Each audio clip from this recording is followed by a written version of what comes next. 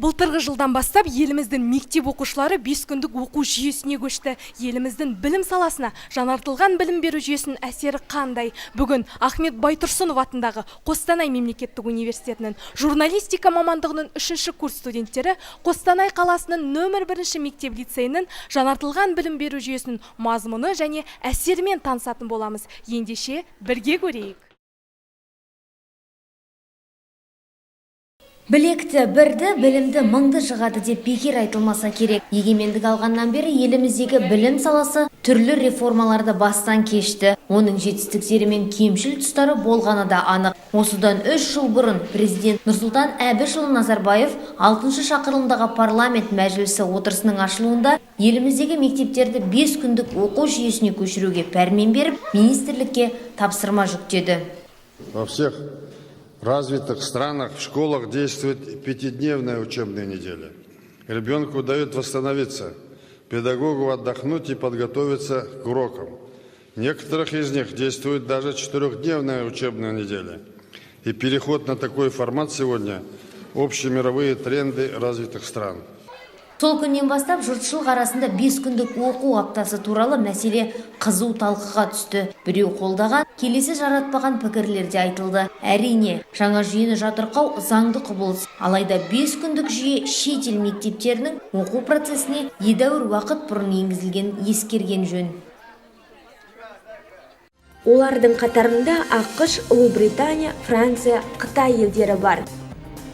Мәселен, Америка құрама штаттарында бірыңғай білім беру жүйесі жоқ. Оқу жылы орташа есеппен алғанда шамамен 180 күн, яғни 6 ай. Мектеп оқушылары аптасына 5 күн оқиды. Сабақтар таңғы 8:30-дан басталып, сағат 15:30-да аяқталады. Ұлыбритания мектептерінде 5 күндік білім жүйесі біраз жыл бұрын енгізілген. Біріккен Корольдіктегі мектеп күні әдетте таңғы сағат 9-дан бастап түскі 2-ге дейін созылады. Бастапқыда Францияда оқу аптасының ұзақтығы талқыға түсті. Нәтижесінде 2008 жылы оқу жүйесі 4 күндік болсын деген шешім қабылданды. Кейінірек бұл мерзім 4,5 күнге ұзартылды. Қытайдағы мектептерде 5 күндік оқу аптасы қағидасы бойынша жұмыс істейді. Оқу бағдарламасы ауыр болғандықтан мектеп күні 2-ге бөлінеді. 8:00-ден 11:30-ға дейін балалар негізгі пәндер Қытай, шет тілдері және математика пәндерін оқиды. Одан кейін балалар сағат 14:00-ге дейін түскі ас ішіп, тынығып алған соң оқуын қайта жалғастыра алады. Онда ән айту, еңбек, дене тәрбиесі және сурет салу сынды пәндерге көңіл бөледі.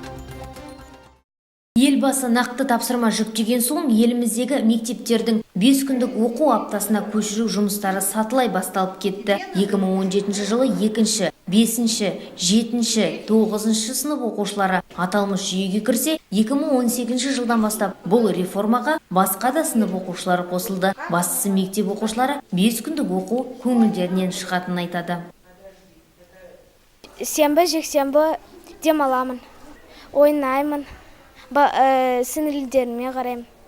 Маған кешке дейін болатын сабақтар қиын емес. Әрине, бұл бастамаға мұғалімдер мен оқушылар қуанып отыр. Тіпті ұстаз қауымы 5 күндік сабақ оқушылар үшін тиімді екенін айтады. Себебі оқушылар ата-анасымен сенбі күні көбірек бірге болады. Ал мұғалімдердің де шығармашылықпен айналысып, әрі отбасына көңіл бөлуіне уақыт табылмақ. Аптасында 5 күн балалар оқиды, оның ішінде 2 күн сенбі мен жексенбі демалады балалар.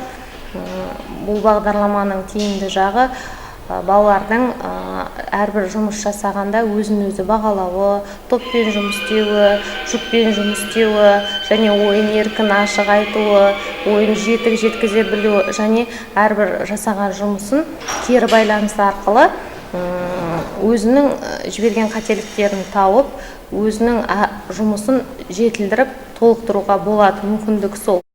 6 күн бойы оқудан бас алмайтын балалар оның сыртында мектептегі үйірмелерге қатысады. Бұл белгілі бір дәрежеде балғындарға ауыртпашылық тудыртатыны анық. Мамандардың пікірінше, жаңа оқу жүйесі оқушылардың денсаулығына оң әсерін тигізеді. Демалыс болып саналатын сенбі және жексенбі күндері балғындар күш қуатын қалпына келтіріп, өздеріне қызықты іспен айналыса алады дейді. Пятидневка занятия для детей очень.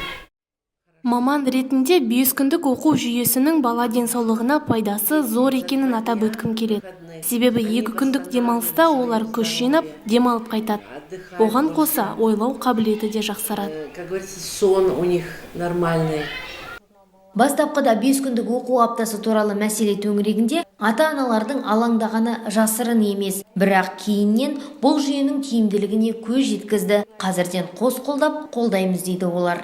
Өте ыңғайлы 5 күндік оқу. Сенбі, жексенбі күндері демалыс өте ыңғайлы. 2 күнде бала 5 күні, мысалы 5 күн оқып келсе, 2 күнде бала бойын жазып, сабағында істеп үлгереміз. Баратын жерлеріне де, кружоктарына да барып үлгеріп, 2 күн демалыс өте жақсы деймін. Мен ойымша солай. Білім беру жүйесіне енгізілген реформа ең алдымен оқушыларға сапалы білім беруді, болашақта олардың әлемдік бәсекеге қабілетті болуын қамтамасыз етуді көздейді. Жаңа жүйе алдағы уақытта оң нәтиже көрсетеді деп сенеміз. Сайып келгенде әрбір ата-ана өз баласының сапалы білім алып, қатарынан қалмай ел азаматы болғанын қалайтыны анық.